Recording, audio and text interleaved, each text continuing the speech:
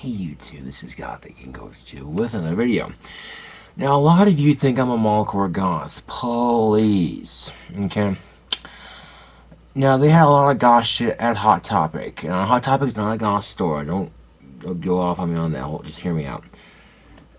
I went there to get my goth shit when goth was popular. Not because I thought it was cool, but because it was who I was. I wanted to express the inner darkness inside myself. But lo and behold, everyone else was doing it to be trendy. Not everyone per se, but some people were. And the problem with this was that you couldn't tell a mallcore goth from a poser goth, from a real goth, a poser goth from a real goth, excuse me. And they just group us all as the same. Gauntlet rings are goth, okay? I don't want to hear any of this bullshit, you know. So, you know, every time I go into Hot Topic, it just gets less and less cool. It's just, I don't shop there hardly ever anymore. And I don't claim to be goth because I shop there. Or I used to anyway. You know. And I found a couple websites that sell goth shit made by goths. So, yes. Originality is the key to being goth. Well, how original is it to copy one click? You know, or copy everyone else's style? So if you're doing it because you think it's popular and you think it's cool, you're a copycat. Or if you're doing it because it's who you are, you're expressing yourself. The darker side of life, played out in your persona, if you will. Then you're goth. And also to stay true to yourself. You know, don't just hide behind the clothes and expect people to just fuck off, you know, or whatever. See, I wear the goth shit, but I don't hide behind it. I'm still my natural, smart-ass, cheeky, amazing musician self, while wearing goth clothing, which makes me a true goth because I'm true to myself while dressing goth. Oh, and also to appreciate bands that started goth: Skinny Puppy, 9 Inch Nails, Misfits, you know, Cradle of Filth. You don't have to like them per se, which, you know, but just appreciate that they're there. Okay, I happen to like those bands a little bit. I've only heard most I've heard of is Cradle of Filth, and they're like my all-time favorite band. Okay, and anyone who disagrees with me is just blind to the truth, or actually, anyone who disagrees with this video would just like to say it's a mallcore goth, straight up. Okay, now you can buy a bunch of black clothing, walk down the street like, you know, but wearing all black doesn't make you goth. It doesn't. It's just a look per se. Okay, and people, you know what per se means? Meaning one of in itself. I know what per se means, I'm not stupid. You know. So, you claim to know what goth is, yet you have no idea what the fuck you're talking about. For someone who's been goth for a long time. So, you take a look at Her Ghost in the Fog with Cradle of Filth, the look they're wearing, that's goth. Or the video in Amphetamine, the look they're wearing, that's goth. Okay? Or the look in From Cradle to Enslaved music video, that's goth. Looks and all that, okay? The black, the spikes, you know, the makeup, you know, just, you know, that's goth, okay? You watch a My Chemical Romance music video and you look at Helena, that's emo. God, I hate emos, they're so obnoxious. Anyway. And you know what's the style between the two? Emos usually have hair in their face, like this, like, oh, fuck my life, it sucks, and I want to cut myself, okay. And they wear skinny jeans, lots of color mixed in with black, luminous color, and they're very emotional, very, you know, but it's like taking goth and splashing a bunch of happy colors with it. That's emo in a nutshell. It's just, okay. And for those of you who disagree with me, seriously, get a life. Okay? Pink Floyd, for instance. Awesome music. Okay? Music that makes you think deeply while appreciating its darker quality. Okay? Goth. Goths tend to see the darker side of life and appreciate for being there, you know? Like death, for instance, is a very misunderstood thing. Death and goth are very much related because they're both misunderstood, and no one has a true idea of what they really are. They have bits that are true, you know. The grander scale of it all, Goth started out as a subculture, if you will, to rebel against the normal of society. and the normal society made it popular and trendy, so now everybody got looking like a douche or poser because it's popular. And then now it's no longer popular anymore, which is good because now goths can go back to being goths without being labeled as a mallcore poser. And in fact, I consider mallcore a very slanderous term for real goths out there. It's like calling a homosexual a faggot. It's just so degrading, you know. Especially when you have no idea what a real goth is. You wouldn't know if a real goth had smacked you in the face. You know? So, really. And then if you're... Okay, and if you're going to go goth, go into it slowly. Okay, don't just go into it overnight, you know. Be confident with your look when you go into it. Mix and match different styles of goth to make your own unique look. Don't copy someone else. Be an individual. And don't be afraid of ridicule or constructive criticism or any of that. You know. Spy's not really goth. It's more like sexual deviant, but it also plays into the goth and latex and dominates and shit like that. So that's a different category. But you got different styles of goth. You got rockabilly goth, which is like Grease Monkey and goth mixed together. Cyber goth, which is like lots of luminous colors with a goth look. It's not emo because it's, you know. You got post-goth, post-modern day goth, and you got 90s goth, you got Cemetery Creeper goth, you know. Now, if you look at Cradle of Filth music videos like Amphetamine or Ghost in the Fog or From Cradle to Enslaved, the look they have is Creeper Cemetery goth. You know, and people are going to stare because, you know, it's not every day you see a goth walking down the street, you know, in the sunlight. You know, I'm joking. So, here's the thing. If you don't know what goth is, then shut the fuck up. Don't try to talk out your ass like you know shit when you don't. Okay? Because otherwise you're just making yourself sound like an ignorant douche bag. The important thing about being goth, though, is to ask yourself, are you doing it because you think it's cool or because it's who you are? If you're doing it because you didn't think it's cool, then you're a poser, straight up.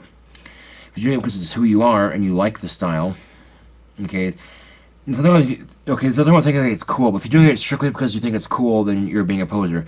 But if you're doing it because it's who you are and you think it's cool, then you're not a mallcore poser, okay? It's a lot to think about. So, yes.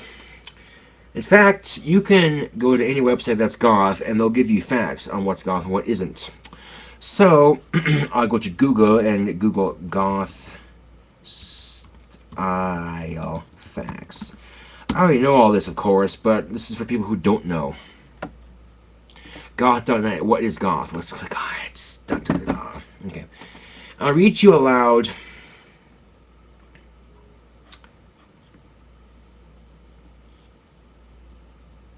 Oh, here we go. Why do people become goths? Most goths become goths because they have been spurned by normal society because the way they want to live their lives does not fit in with how most people are told to live their lives. Live theirs, you know. Pink Floyd, for instance, is very much goth in that aspect because they're very anti-corporate, rebellious, you know, in your face, you know, education society type, you know, anti-corporate. So Pink Floyd's very goth in that aspect. Goths are free thinkers, like myself. I'm very open-minded, very opinionated. I'm not afraid to speak my mind. People who do not accept the moral rules of society because they're told it's just how it is or this is what God says. Rather, goths tend to listen to what you have to say and make up their own mind. You know, so free thinkers. Pink Floyd's very much a very free thinker band.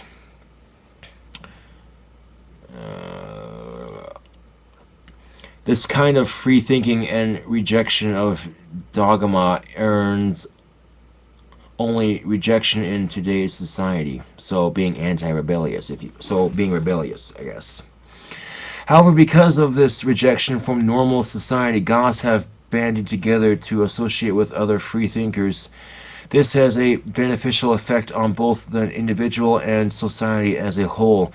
For the individual, they have a sense of belonging and friends they can associate with. A clique, yeah, a lifestyle. Not really a clique, but For society, it removes one more misfits fled with rage from society's streets.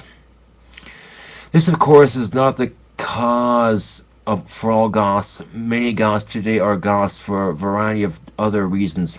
They like the music, or the dubs are better. They have goth friends and joined in with them, or they just like staying up late nights and goths that are only ones awake to talk to. The goth stereotype. Okay. Many stereotypes of goths exist these days. It seems everyone has their own way to define what is goth. That's so true. From the stereotypes based on clothing or music, to music right up to the stereotypes of all goths being Satanists or part of some kind of cult, which is not true. Categorically, all of these are false. The goth scene is just as widely varied as society in general. There are many different professions represented in the scene of goth. Okay.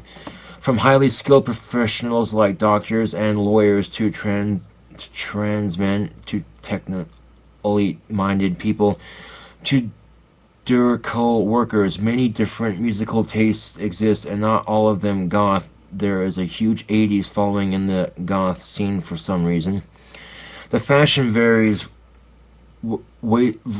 vastly from goth to goth, from the traditional flowing Victorian-style garments to the buckled and stubbed-style regalia, also called industrial style, which is often closely related with goths, and have come to an understanding of coexistence of uneasy at times. Yeah. But they think it's history of goth. Modern goth, ignoring where the name itself originally comes from, started in the early 80s as part of a punk subculture, which is itself was a rejection of most social values and anything considered part of the norm, so trying to rebel against the norm, like I said. The phrase was coined by the band manager of Joey Davidson, Anthony H. Wilson, who described the band as gothic. Compared with the pop mainstream, the term stuck, and as punk eventually died, goth survived and became its own subculture. The punk clothing and hairstyle mellowed, and the core rejection of society attitude alone lived on in gothic subculture. Over time, this itself has been modified to be more of a more blind acceptance of society's values, as opposed to rejection because it was there to be rejected and because you could get away with it. Okay. Movies such as The Crow and bands such as Maharajas helped establish the gothic image as dark, depressing, and even evil. As more and more dark movies came out, numbers in the gothic subculture expanded, and there is now a gothic community in almost every major city around the world, and quite a number of towns have their own representative contingent. Nowadays, there are more goth bands around than ever, and it has turned from the 80s phenomenon into a 90s way of life for many people, unlike the punk subculture that has spawned from there. Even exists a class of mature goths still following the scene around even past their 20s and into their 30s and beyond. Yeah. Let's see. This basically, what is goth on goth.net? Tells you all you need to know. Okay, it's like I said, I know all this, okay? But I thought I'd share with my YouTube followers who want to know more about goth, okay?